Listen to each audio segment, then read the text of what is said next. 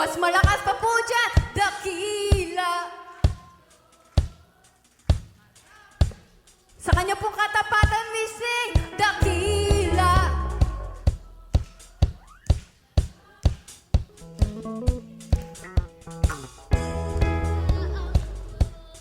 Marapat po siyang purihin.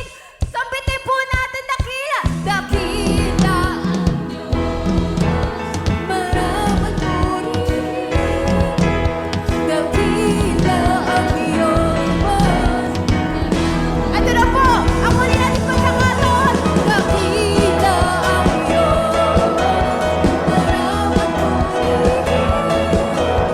Dakila ang Diyos. Marapat purihin.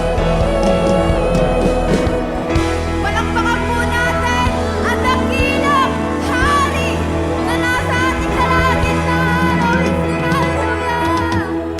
Hallelujah! Hallelujah! Pwede po mamisa pa po.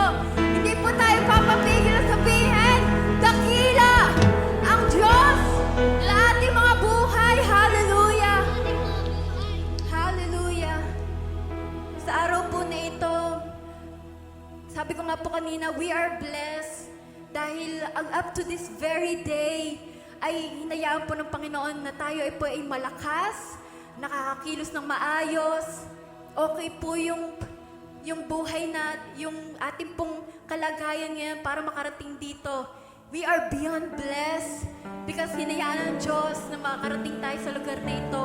Nagpupuri sa Kanya ng walang ibang iniisip, kundi gusto ko maparangalan ka, Diyos, sa aking mga buhay. At sa araw po na ito, I pray, we will fix our eyes on Him alone. We will fix our eyes so that His glory may come down upon us. In Jesus' name, in Jesus' name. Pagkat siya ay tapat, yun po yung pinanguhugutan natin, church. Siya po ay tapat at mabuti sa ating mga buhay. Yun lamang po ang pinanguhugutan natin para magpuri sa Kanya! Hallelujah! Ikaw lamang, Panginoon, ang gusto namin itaas sa umagang ito.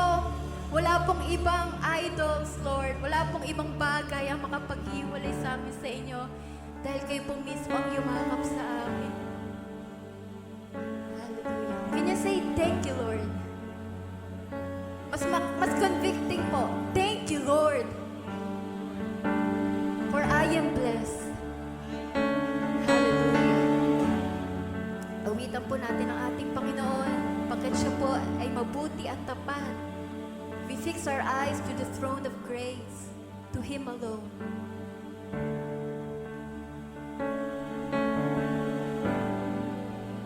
O Diyos, sa kabutihan mo, nalulugod ako upang magpuri sa iyo. O Diyos, sa kabanalan mo, nalulugod ako, buhay ay iaalay ko.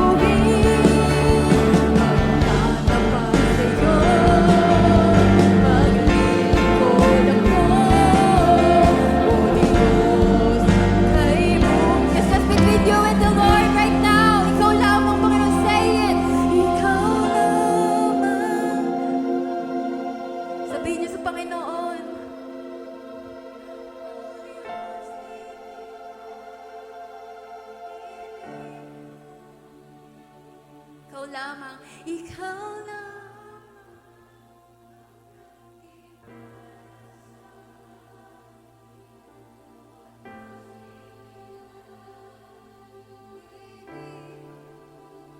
Ito po ang testimony natin. Magtatapat sa iyo.